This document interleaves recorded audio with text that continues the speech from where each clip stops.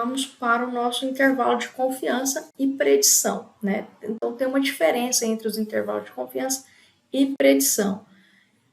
O intervalo de confiança, ele vai ser feito exatamente para os pontos que estão nesse gráfico. E os pontos de predição seriam aqueles que não foram observados no meu conjunto de dados, né? Então, para cada um, a gente tem. Então, para o intervalo de confiança, seriam para exatamente os pontos que foram observados. Então, vamos calcular aqui, né? Vamos fazer essa banda de confiança. Como que a gente calcularia? Então, o intervalo de confiança prevê o valor de y, né, dado que o conjunto de dados que o modelo foi ajustado. Nesse caso, o interesse é a gente prever o valor médio de y. E aí, a gente teria a T, o quantio da T-Student, e aí a gente estaria considerando 5% de cada lado. Então, nesse caso, a gente remove exatamente, a gente vai reservar de cada lado, né? Porque como é um teste bilateral, então a gente está considerando 0,5, né? Nós vamos dividir, então, essa probabilidade em duas partes. Então, eu tenho exatamente, né, de 100% menos essa banda, a gente tem 0,95, né? 0,975. Muito bem, então a gente vai ter exatamente o nosso valor teórico da distribuição T. Vamos aqui calcular, então exatamente para a gente fazer essa banda, acho que não vai precisar, eu tenho então o quadrado médio do erro, exatamente a minha variância do modelo, né? Então, eu vou pegar direto do meu modelo, o modelo é sigma ao quadrado, tá? Então, isso aqui é a minha variância, elevando ao quadrado, isso aqui é meu desvio padrão, então eu estou levando ao quadrado para pegar exatamente a variância do meu modelo, dos resíduos. Então, eu tenho aqui exatamente a variância, tá? Então, para calcular o erro padrão, eu vou pegar essa variância e multiplicar pela diagonal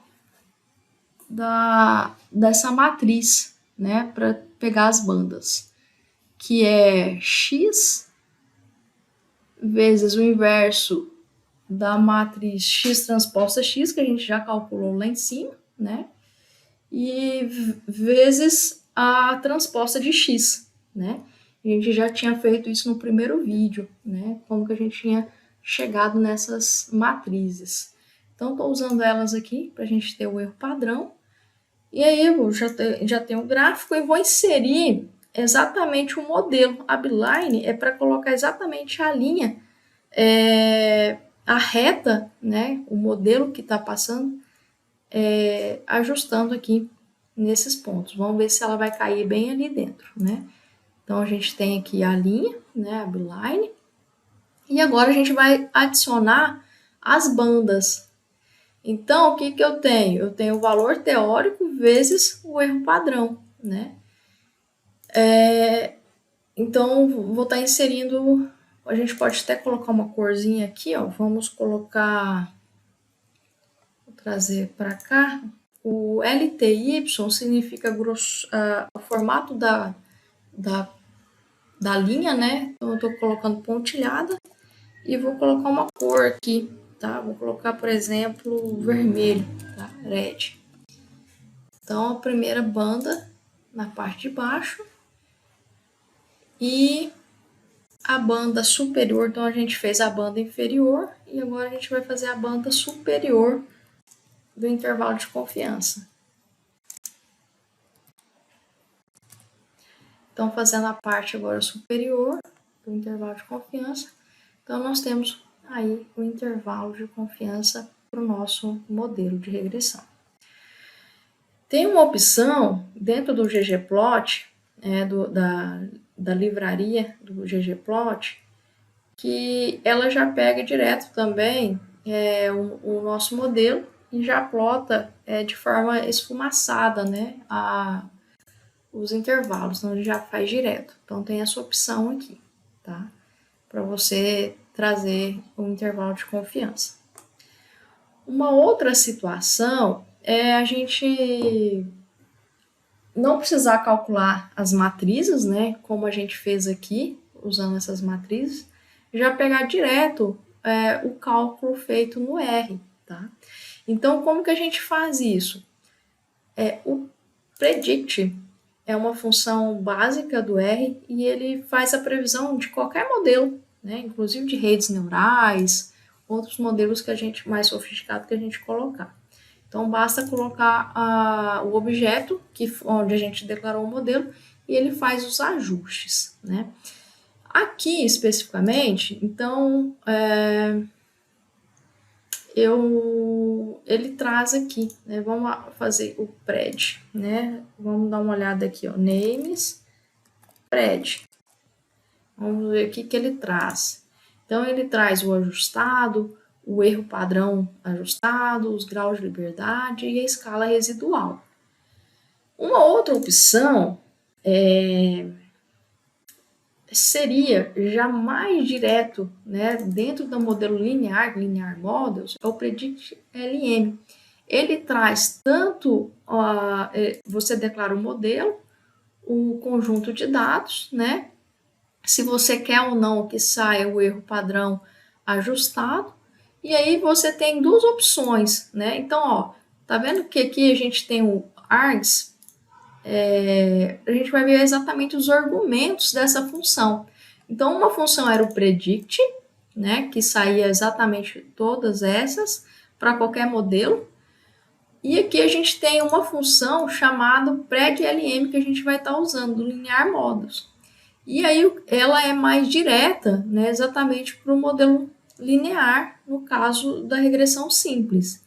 Então, aqui os argumentos dessa função, né, é bem completo.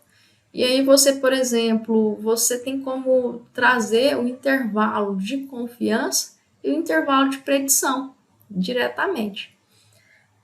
Vamos usar ela sem ter a necessidade, né, de lembrar dessas matrizes para poder fazer. A gente pode fazer já diretamente.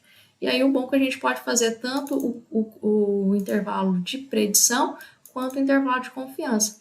Então, eu vou guardar dentro do meu objeto pred a predição do intervalo de confiança, estou colocando pred e C, colocando a função, o modelo, o nosso conjunto de dados, quero que imprima, né, venha trazendo o erro padrão ajustado do meu modelo, baseado no intervalo de confiança. Tá? Então, vamos imprimir essa matriz. Então, aqui, ele vai trazer nos argumentos, só para a gente abrir aqui, names, pred C, ele vai trazer exatamente as mesmas configurações do pred, né? Então, ó, se a gente fizer aqui, ó, por exemplo, pred, intervalo de confiança, e pedir para imprimir o fit, ele traz exatamente uma matriz, né, em que você tem um modelo ajustado e as bandas de confiança, que são exatamente essas que a gente calculou, né, do intervalo de confiança, o limite inferior e o limite superior dessa banda.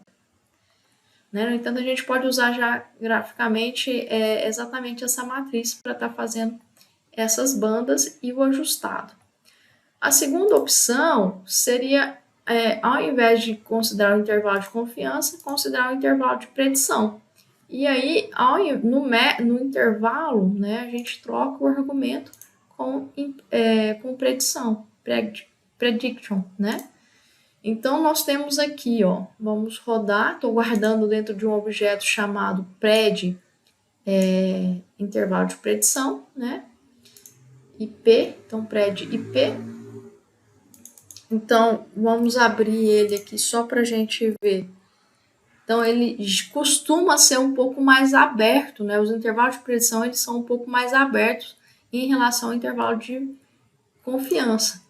Então, temos aqui um intervalo de predição para esse modelo, e de fato, né, ó, ele é um pouco mais aberto mesmo, ele vai estar passando até abaixo do zero, e no 23, né, por volta aqui do 23, então ele é um pouco maior, mais aberto, essas predições.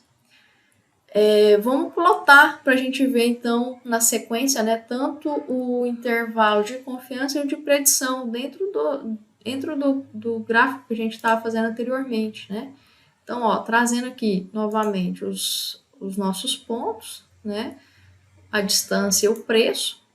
Vou trazer exatamente o intervalo de os valores ajustados, né? Tanto no intervalo de confiança e no intervalo de predição são os mesmos. Então, eu estou pegando o intervalo de confiança, pegando exatamente o fit da minha matriz. Então, só para a gente lembrar, ó, fit, pred, intervalo de confiança, a gente está pegando exatamente a matriz fit, a primeira.